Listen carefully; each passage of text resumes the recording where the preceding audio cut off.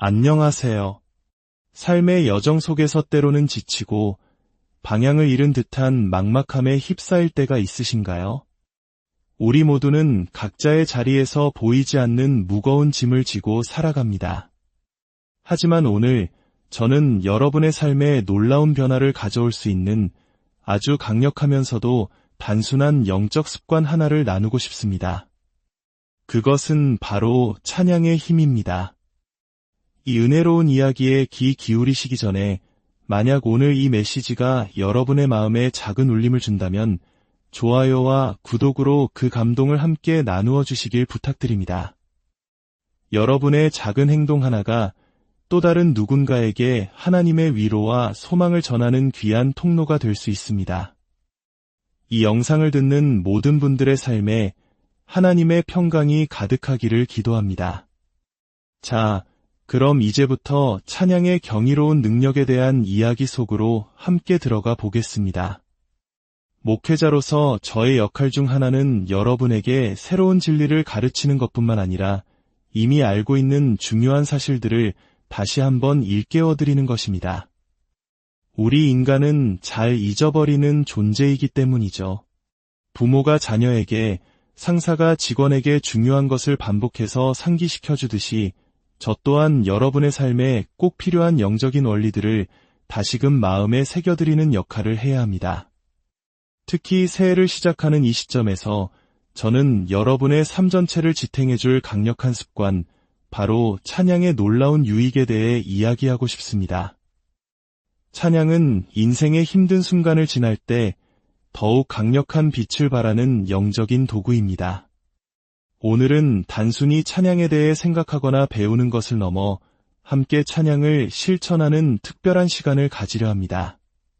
그러니 마음을 여시고 여러분의 목소리를 가다듬어 주십시오. 오늘 이 시간을 통해 여러분의 목소리가 하나님께 드리는 가장 아름다운 악기가 될 것입니다.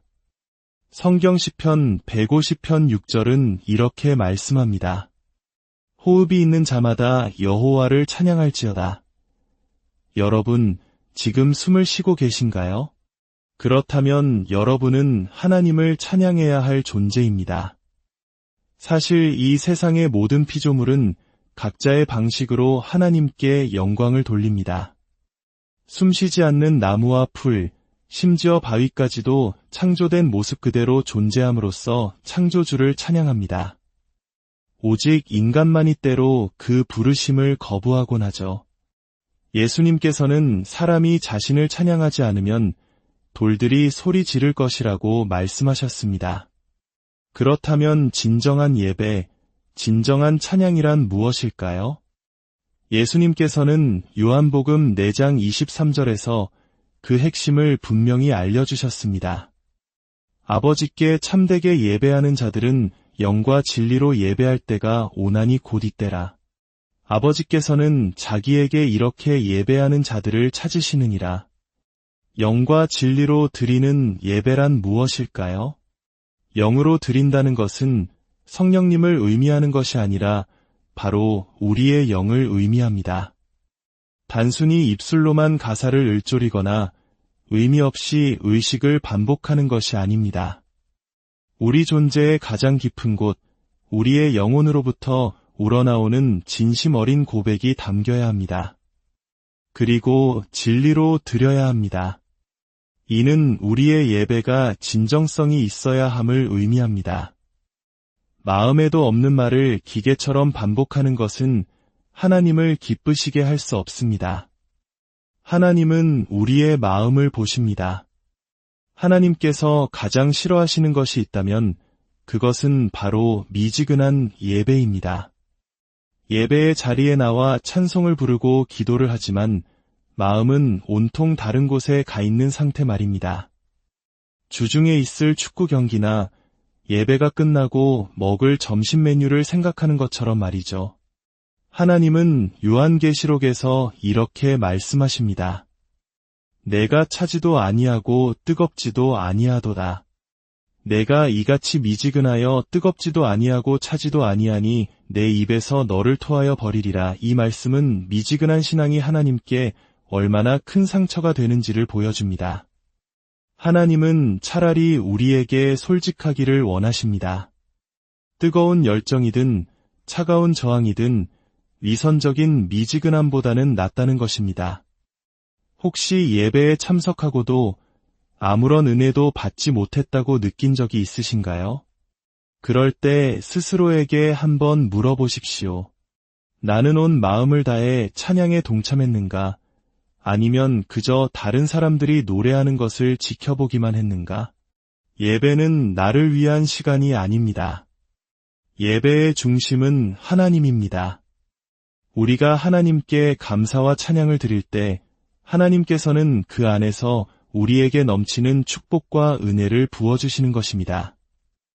찬양의 유익은 성경 전체에 걸쳐 50가지가 넘게 기록되어 있습니다.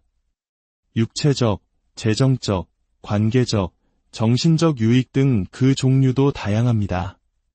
오늘 우리는 그 중에서 가장 중요한 7가지 축복을 함께 나누고 또 직접 체험해보고자 합니다. 혹시 찬양하는 것이 어색하게 느껴지시나요? 몇 가지 흔한 변명들을 먼저 짚어보겠습니다. 첫째, 저는 감정적인 사람이 아니라서요. 아닙니다. 당신은 감정적인 사람입니다. 하나님께서 당신을 자신의 형상대로 감정을 가진 존재로 만드셨기 때문입니다. 하나님도 사랑하시고 분노하시고 슬퍼하십니다. 감정은 인간다움의 증거입니다. 어쩌면 당신은 감정을 억누르도록 배워왔을지 모릅니다. 하지만 교회는 당신의 감정을 안전하게 하나님 앞에 내려놓을 수 있는 곳입니다. 다른 사람의 시선은 신경 쓰지 마세요. 모두가 하나님께 집중하고 있을 뿐 당신을 쳐다보지 않습니다. 스포츠 경기장에서 환호하며 두 손을 들면 팬이라 불리면서 왜 교회에서 기쁨으로 손을 들면 광신도처럼 보일까 걱정하나요? 하나님께 기쁨을 표현하는 것을 주저하지 마십시오. 둘째, 저는 노래를 못해요. 음치라서요. 괜찮습니다. 하나님은 우리의 목소리 톤이 아니라 마음의 진실함을 들으십니다. 하나님께서 당신에게 그 목소리를 주셨습니다. 그리고 당신의 목소리로 드리는 찬양을 듣기 원하십니다. 다른 사람의 아름다운 목소리가 아닌 바로 당신의 목소리를 말입니다. 셋째, 저는 찬양곡을 잘 몰라요. 그렇다면 가사를 소리내어 읽어보십시오. 멜로디에 맞추어 노래하지 않아도 괜찮습니다. 화면에 나오는 가사를 마치 하나님께 사랑을 고백하는 편지를 읽듯이 진심을 담아 소리내어 읽어보세요. 오 하나님, 당신은 위대하십니다. 당신은 놀라우신 분입니다. 이렇게 감정을 실어 고백하는 것만으로도 훌륭한 찬양이 됩니다. 이제 찬양이 우리 삶에 가져오는 7가지 놀라운 축복을 하나씩 살펴보겠습니다. 첫 번째, 찬양은 우리의 영혼을 일으켜 세웁니다. 혹시 오늘 이 자리에 지치고 낙심한 마음으로 오셨나요? 찬양은 우리의 기분을 끌어올리는 영적인 에너지 드링크와 같습니다. 특히 함께 모여드리는 찬양은 엄청난 활력을 줍니다. 이것이 바로 우리가 온라인 예배의 편리함을 넘어 함께 모여 예배해야 하는 이유입니다. 요즘 많은 분들이 희망을 찾고 있다고 말합니다. 세상이 희망을 찾아 헤맬 때 우리는 어디서 희망을 찾아야 할까요? 시편 42편은 이렇게 노래합니다. 내 영혼아 내가 어찌하여 낙심하며 어찌하여 내 속에서 불안해하는가. 너는 하나님께 소망을 두라.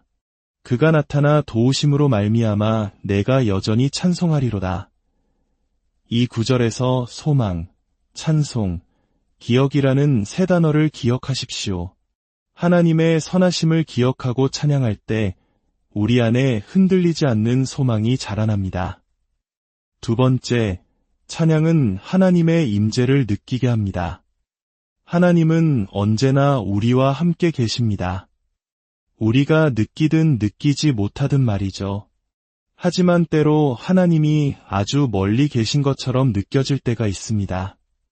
그럴 때 어떻게 해야 할까요? 바로 찬양하는 것입니다. 온 마음을 다해 찬양할 때 우리는 하나님의 임재를 더욱 생생하게 느낄 수 있습니다. 감정이 따라주지 않을 때에도 찬양해야 합니다. 감정이 행동을 이끌기보다 행동이 감정을 이끌어내는 경우가 더 많습니다. 사랑하는 사람과의 관계가 서먹해졌을 때 먼저 사랑의 행동을 시작하면 사랑의 감정이 다시 돌아오는 것처럼 찬양하고 싶지 않을 때일수록 먼저 찬양을 시작해야 합니다. 바로 그때가 우리에게 찬양이 가장 필요한 순간이기 때문입니다. 세 번째, 찬양은 하나님을 더 크게 보게 합니다. 시편 69편 30절은 말합니다. 내가 노래로 하나님의 이름을 찬송하며 감사함으로 하나님을 위대하시다 하리니, 여기서 위대하시다 하는 것, 즉 찬양은 돋보기와 같습니다. 우리가 돋보기로 글씨를 보면 글씨가 커 보이는 것처럼 우리가 하나님을 찬양할 때 하나님이 우리 눈에 더 크게 보입니다. 이것이 왜 중요할까요? 하나님이 커지면 문제는 작아지기 때문입니다. 반대로 문제에만 집중하면 하나님은 작아 보입니다. 당신의 삶에서 무엇이 더 큰 자리를 차지하고 있습니까? 당신의 문제입니까? 아니면 하나님입니까? 네 번째, 찬양은 보이지 않던 해결책을 보여줍니다.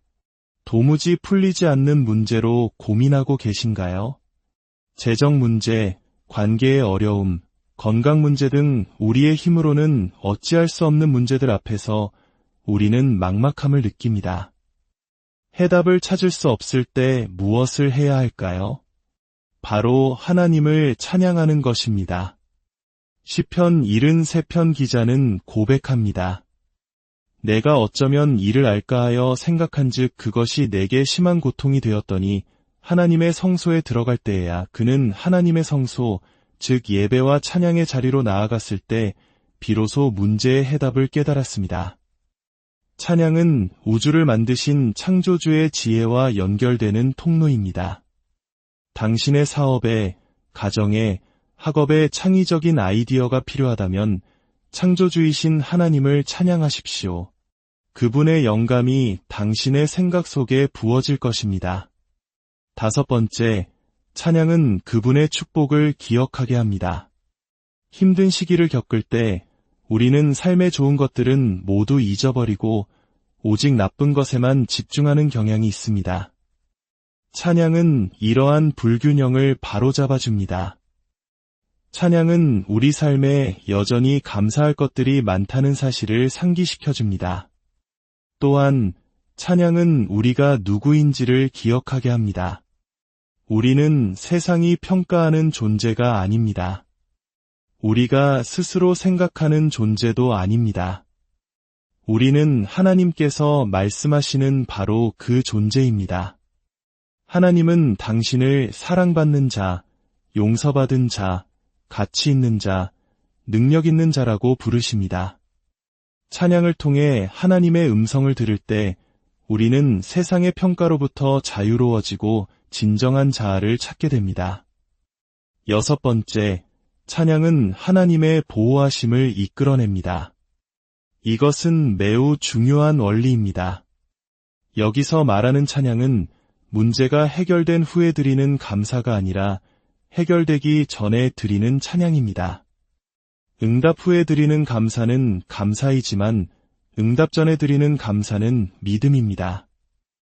역대하 20장에는 이스라엘이 새 연합군의 침공을 받아 절체절명의 위기에 처한 이야기가 나옵니다. 수적으로 완전히 열세였죠. 그때 여호사밧 왕은 군대 앞에 칼든 병사 대신 찬양대를 앞세우는 전무후무한 전략을 사용합니다. 그들이 여호와께 감사하세 그의 인자하심이 영원하도다 라고 노래하며 나아갈 때 하나님께서 직접 일하셔서 적들이 서로 싸우게 만들어 이스라엘에게 큰 승리를 안겨주셨습니다. 그들은 칼 한 번 휘두르지 않고 전쟁에서 이겼습니다. 지금 당신이 인생의 전쟁터 한가운데 있다면 미리 승리를 주실 하나님을 찬양해 보십시오. 하나님께서 당신을 위해 싸우실 것입니다. 7번째, 찬양은 묶인 것을 풀고 닫힌 문을 엽니다. 혹시 당신의 삶이 무언가에 꽉 묶여 있다고 느끼시나요? 나쁜 습관, 중독, 두려움, 혹은 벗어날 수 없는 어떤 상황에 갇혀 있다고 느끼십니까? 사도행전 16장에서 바울과 실라는 억울하게 감옥에 갇힙니다. 깊은 밤, 차가운 감옥 안에서 그들이 한 일은 낙심이 아니라 기도와 찬양이었습니다. 그들이 한밤중에 하나님을 찬양할 때 갑자기 큰 지진이 일어나 옥문이 열리고 그들을 묶고 있던 모든 착고가 풀렸습니다. 이것은 단순한 기적이 아니라 찬양의 능력을 보여주는 강력한 상징입니다. 당신이 절망의 감옥에 갇혀 있을 때 입을 열어 하나님을 찬양하십시오. 찬양은 당신을 묶고 있는 모든 영적인 사슬을 끊고 굳게 닫힌 기회의 문을 여는 열쇠가 될 것입니다. 새해를 시작하며 이 찬양의 습관을 여러분의 삶에 깊이 뿌리내리시기를 축복합니다. 좋은 일이 있을 때나 힘든 일이 있을 때나 당신의 첫 번째 반응이 찬양이 되게 하십시오. 그리고 매주 함께 모여 예배하며 영적인 힘을 공급받으십시오. 이제 여러분을 위해 기도하겠습니다. 사랑의 하나님 아버지, 이 자리에 모인 당신의 귀한 자녀들을 축복합니다. 이들의 삶 가운데 함께 하시고 새해에는 이전보다 더 깊이 주님을 경험하게 하옵소서. 이들의 건강을 지켜주시고 재정의 복을 더하시며 깨어진 관계들을 회복시켜 주시고 가정과 직장 위에 주님의 평강이 넘치게 하옵소서. 무엇보다 어떤 상황 속에서도 입술에서 찬양이 떠나지 않게 하시고 찬양의 능력을 통해 모든 묶임에서 풀려나 자유롭게 비상하는 한 해가 되게 하여 주시옵소서. 우리 주 예수 그리스도의 이름으로 기도합니다.